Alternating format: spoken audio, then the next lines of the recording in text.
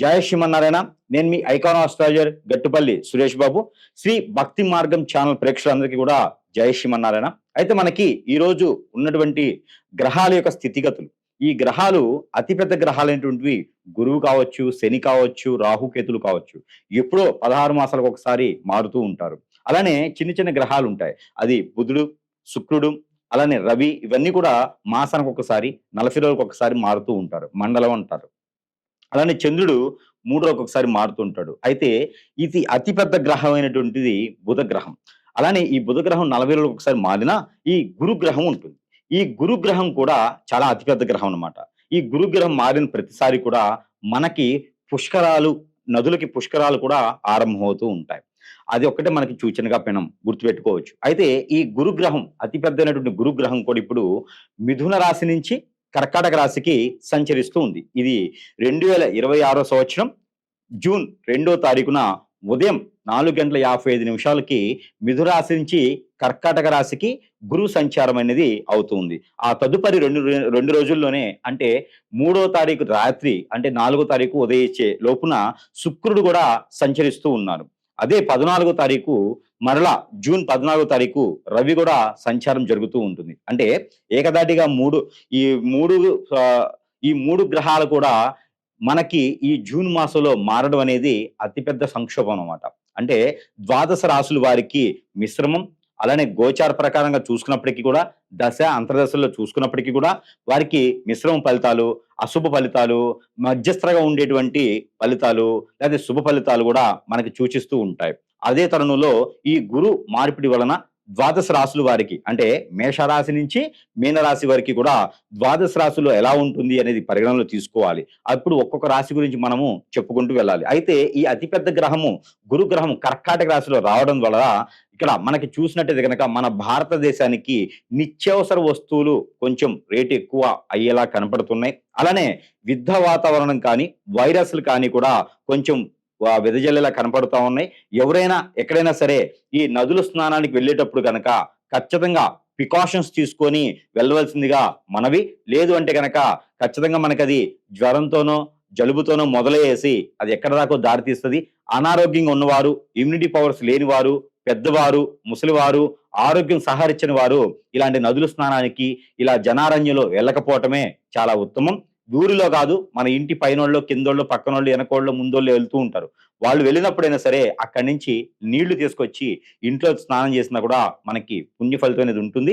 అలానే పెద్దలకు చేయాల్సిన కార్యక్రమాలు ఉన్నాయి కదా, పుష్కరాలను చేయాలి కదా అంటారు. కావచ్చు, కానీ పుష్కరాలు చేయాలి అన్నప్పటికీ కూడా ఈ పెద్దల కార్యక్రమాలు మనకి తర్పణం అనేది ఆ పుష్కరాల సమయంలో ఇంటి వద్దనైనా, బ్రాహ్మణత్వముల దగ్గరైనా, లేదా శివాలయాల ఆలయాల్లో అయినా సరే మనం తీర్చుకునే దానికి అయితే అర్హత ఉంటుంది. ఆ ఒక అవకాశం కూడా ఉంటుంది. అక్కడికే వెళ్ళి చేయాలి అనేది లేదు. మీ ఆరోగ్య సహకరించిన మేర ప్రికాషన్స్ తీసుకొని మీరు ఈ పుణ్య స్నానాలు ఆచరించవలసిందిగా మనవి. అలానే మనకిప్పుడు ఈ ద్వాదశ రాశులు ఏవైతే ఉన్నాయో, ఈ యొక్క జూన్ 2వ తారీఖు నుంచి అక్టోబర్ 31వ తారీఖు వరకు కూడా ఈ కర్కాటక రాశిలో సంచరించేటువంటి గురువు, ఈ గురువుతో పాటు మధ్యస్థంగా వచ్చిపోతున్నటువంటి శుక్రుడితో పాటు రవి, ఈ 3 గ్రహాల యొక్క కలయికతో శుభ అశుభ ఫలితాలు తెలుసుకునేలాగా ద్వాదశ రాశుల్లో ఒకటి వృశ్చిక రాశి. ఈ వృశ్చిక రాశి వారికి గురు భగవాన్ యొక్క శుభదృష్టి, అంటే ఈ గురు సంచారం మనకి మిథున రాశి నుంచి కర్కాటక రాశికి జూన్ 2వ తారీఖు సంచరించడంతో ఈ వృశ్చిక రాశి వారికి ఎలా ఉండబోతుంది రానున్నటువంటి 4-5 మాసాలు మనం చూసినట్టు కనుక అక్టోబర్ 31 వరకు 2026 సంవత్సరం వరకు కూడా గురు సంచారం అనేది ఈ కర్కాటక రాశిలో సంచరిస్తుంటారు. కాబట్టి వృశ్చిక రాశి వారికి ఈ యొక్క గ్రహస్థితి ప్రకారంగా వృశ్చిక రాశి వారికి మామూలుగానే స్వతహాగా వారికి కోపదారితనంగా, మొండితత్వం, మూర్ఖత్వంతో ఉంటూ ఉంటారు. ఇలాంటి వారికి ఈ గురు సంచారం ఒక మంచి శుభదాయకమైనటువంటి విశేషం ఉంటుంది. ఎప్పటి వరకు కష్టపడ్డటువంటి వారు, అప్పులున్న వారు, బాధపడేటువంటి వారు, మోసపోయిన వారు, మోసం చేసేటటువంటి వారు, ఆరోగ్య ప్రకారంగా ఇబ్బంది పడేవారు, వీరందరికీ కూడా కొంత ఉపశమనం లభ్యపడుతుంది అని చెప్పొచ్చు. మళ్ళీ తొలకరి వారం వస్తుంది, మన జీవితాల్లో కూడా మొలకలు మొలుస్తాయి అనే విధంగా ఉంటుంది. ఎందుకంటే గురు సంచారం అనేది చాలా గొప్ప విశేషం. గురువుతో పాటు ఈసారి ఏమవుతుందంటే శుక్రుడు కూడా వారితో పాటు సంచరిస్తున్నారు కర్కాటక రాశిలో. కాబట్టి ఈ గురు శుక్రుల కలయికతో సంచారం అనేది అవడం కాబట్టి ఈ యొక్క వృశ్చిక రాశి వారికి కొంతమేర అదృష్టం ఉంటుంది. పిల్లలు ఎవరికైనా పెళ్లిళ్ళు చేయాలన్నా, అనుకూలంగా సంబంధాలు రావాలన్నా, అప్పుల బాధ నుంచి బయటికి వెళ్ళాలన్నా కూడా చాలా అనుకూలంగా కనిపిస్తా ఉంది. పెళ్లి సంబంధాలు కుదిర్చుకోవడానికి వృశ్చిక రాశి వారికే పెళ్లి కాకపోతే వారేదైనా ప్రయత్నం చేయాలనుకుంటే గనక జూన్ 24 తారీఖు తర్వాత ప్రయత్నం చేస్తే మంచి సంబంధం వచ్చి ఈ గురు బలం కూడా ఉండేసి సంబంధాలు కుదిరేలాగా అవకాశాలున్నాయి కాబట్టి ప్రయత్నం చేయండి. అలానే ఇక విదేశీయానం ఏదైనా ప్రయత్నం చేస్తే జూలై మాసంలో ప్రయత్నం చేయండి. అలానే అప్పుల బాధ నుంచి బయటపడాలి, వనరులు దొరకాలి, మంచి జాబ్ రావాలి, ప్రమోషన్స్ రావాలి, అలానే మంచి ఇంక్రిమెంట్స్ రావాలి, జాబ్ స్థలం చలనం ఉండాలి, ఏదైనా వ్యాపారం చేసుకోవాలి, నిరుద్యోగులకు ఉద్యోగం రావాలనుకుంటే గనక ఆగస్టు లోపు ప్రయత్నం చేయండి. జూన్ నుంచి ఆగస్టు లోపు ఖచ్చితంగా మీకు ఉద్యోగం అయినా వస్తుంది, ప్రమోషన్ అయినా వస్తుంది, ఇంక్రిమెంట్స్ అయినా వస్తాయి, జాబ్ స్థల చలనం అయినా అవుతుంది. జాబ్ పెద్దదిగా మారేందుకు అవకాశాలు అయితే కనిపిస్తూ ఉంటాయి. కాబట్టి ఈ యొక్క అవకాశాలను మాత్రం మీరు వదులుకోవద్దు. అలానే మీరు మాట తప్పని తరం ఉంటుంది. ఎదుటి వాళ్ళకి సహాయం చేసే గుణం తప్పితే వాళ్ళ దగ్గర నుంచి సలహాలు కూడా మీరు తీసుకోరు. కానీ ఈసారి తప్పేటట్లేదు. సలహాలు తీసుకొని ముందుకు వెళ్ళండి. మీరందరూ బాగున్నారు అంటే వృశ్చిక రాశి వారి ఇంట్లో ఒక్కరు బాగుంటే ఆటోమేటిక్‌గా ఇల్లంతా బాగుంటుంది. కాబట్టి మీరు బాగుండేందుకు మాత్రం ప్రయత్నం చేయాలంటే మాత్రం ఖచ్చితంగా ఎవరైనా సలహా అయినా తీసుకోండి. అలానే మీకు పర్సనల్ విషయాలు ఏదైనా ఉంటే బయటికి ఎళ్ళగక్కండి. ఎవరికీ కూడా చెప్పుకోకండి. అలా చెప్పుకున్నట్టయితే గనక మీకు అన్ని రకాల ఇబ్బందులైతే మాత్రం కనపడతా ఉంటాయి. దీంతో పాటు మీరు మరొక విషయం ఏంటంటే గనక ఏదైనా ఆస్తి గొడవలు గాని, కోర్ట్‌లో ఉన్నటువంటి ఆస్తులు కానీ, భార్యాభర్తలు విడాకులు తీసుకునేందుకు కోర్టుకు వెళ్ళటం కానీ, ఇలాంటివి ఏమైనా ఉంటే గనక జూలై మాసంలో మీరేదైనా మాట్లాడి ప్రయత్నం చేస్తే ఖచ్చితంగా మీకు సానుకూల పడేటువంటి వాతావరణం లభ్యపడుతోంది. మీ వైపే వచ్చేటువంటిగా కేసులు కూడా కనపడతా ఉన్నాయి. కాబట్టి ఇదొక రకంగా ప్రయత్నం చేసుకోండి. ఇక భార్యాభర్తలు విడిపోయినారు. బిడ్డలు బా బా భార్యాభర్తలు విడిపోయినారు. పిల్లలు చెట్టుకోలు కొట్టుకోలేకపోయినారు. ఏం అర్థం కావట్లేదు. నాకెంత చేసినా ముందుకెళ్ళట్లేదు. కానీ నేను జాతకం చూపించినప్పుడు చాలా అదృష్టం ఉంటుంది. మీది స మంచి జీవితం ఉంటుంది. మంచి జీవితంతో పాటు బాగా జీవితం పెళ్ళవుతున్న సమయానికి ఏదైనా వ్యాపారం చేసుకోవచ్చు. వృత్తిలో బావుంటుంది. మీరు ఉన్నత శిఖరాలు చేరుకుంటారని జాతకంలో ఉంటుంది. కానీ ఆ జాతకానికి తగ్గట్టుగా గ్రహాల యొక్క స్థితిగతులకు తగ్గట్టుగా మన జాతకం ఉండదు. అదేంటంటే మన మీద మానవ గ్రహాలని చెప్పేసి మనతో మంచిగా ఉంటూనే బంధుమిత్రుల నుంచి, స్నేహితుల నుంచి, ఫ్రెండ్స్ నుంచి ఇలాంటి వాళ్ళ నుంచి వారు మన మీద చెడు క్రియలు చేపిస్తారు. అలాంటి చెడు క్రియలు చేయించడం ద్వారా మన మీద చెడు క్రియలు ఎప్పుడైతే జరుగుతాయో అప్పుడు ఆటోమేటిక్‌గా అష్టదిబ్బతుల పాలైతాం.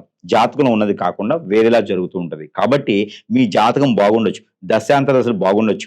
గోచారం బాగుండొచ్చు. కానీ దానికి తగ్గట్టుగా జరగలేదు అంటే గనక మన మీద ఏదో జరుగుతుందని అర్థం. కాబట్టి అలాంటిది ఏమైనా ఉంటే ఎక్కడైనా మంచి గురువు గారు ఉంటే సంప్రదించండి. మీకున్నటువంటి సమస్యకి పరిష్కార మార్గం అయితే చూపించబడుతుంది. లేదు అంటే గురువు మారినా, శుక్రుడు మారినా, రవి మారినా మీ జాతకంలో పెద్ద తేడాగా అయితే ఏమి ఉండదు.